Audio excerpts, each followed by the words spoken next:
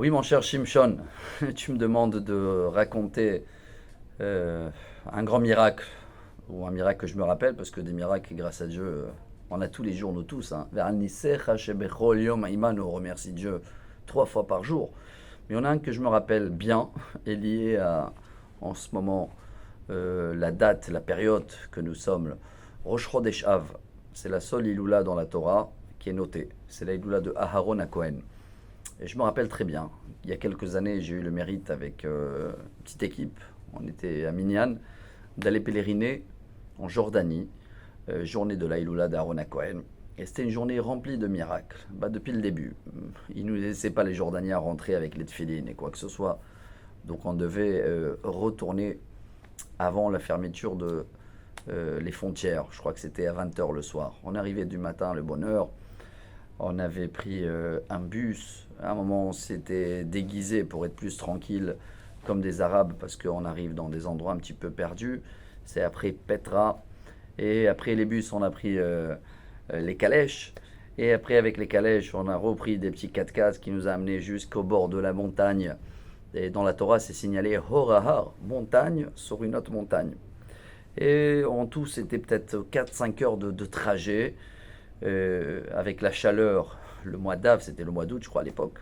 Et d'arriver en haut et de trouver que c'est farmé. On dit c'est farmé, c'est vraiment des efforts énormes. Baruch Hashem, comme tous les miracles qu'on a eu pendant cette journée-là, je ne sais pas comment le cadenas il s'est ouvert. Alors je plaisante pas, on était là une dizaine et incroyable. D'un coup, on a pu trouver cette porte ouverte, rentrer, pèleriner, prendre le temps. On avait même partagé une petite vidéo. On a essayé d'associer bien sûr tout le monde avec nous. Et je me rappelle même, vite, vite, on devait redescendre, reprendre les 4x4, pour reprendre les calèches, reprendre le bus. Tout ça pour arriver à 20 heures moins 2 minutes à la frontière et pour pouvoir après retourner chacun chez soi. Tout ça, c'était dans la même journée. Et je vous le raconte parce que voilà, à Aaron, c'était Oev Shalom, Rodef Shalom. Je crois que le plus beau miracle aussi, hein, sauf tous ces miracles que nous on se rappelle, waouh, parce que c'est des moments inoubliables. Mais le fait qu'il y a toujours le shalom, chaque seconde qu'il y a le shalom, même dans la vie de couple, hein, le Maharal de Prague il dit que l'homme et la femme, c'est deux natures qui, en général, ça marche pas ensemble. Le fait qu'il y a le shalom et on s'aime et on se comprend, c'est des miracles. Et je crois qu'il faut remercier Dieu sur tous ces miracles-là.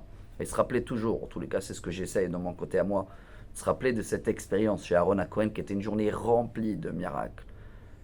Que si lui, toute sa vie, était pour faire le shalom entre les gens, entre Ish et Ishtor, l'homme et la femme, alors si nous on essaye de prendre ça comme vraiment une mission, essayez toujours de chercher ce qui va chez l'autre, le bien, vous allez voir que chaque moment agréable qu'on va passer ensemble, c'est encore une histoire, un miracle à rajouter dans notre tableau. Et dans ce cas-là, on comprend pourquoi on doit remercier Dieu 3 fois par jour. Ve'al nisecha shebechol yom imano. Que le mérite de Aaron à Cohen, en tous les cas que j'étais là-bas, sur place, à regarder où il a été enterré et de comprendre quelle grandeur c'est la mission de Shalom. Alors pour moi, c'est un des plus beaux miracles, des plus beaux moments de ma vie qui m'aide beaucoup à comprendre mieux tous les petits miracles, tous les grands miracles qu'il y a autour de nous. Et j'espère, Bezrat Hashem, que ce sera pareil pour nous tous. Et j'espère très vite que le prochain cours, ce sera dans le Beth Amikdash, Shimshon. Toda Rabba.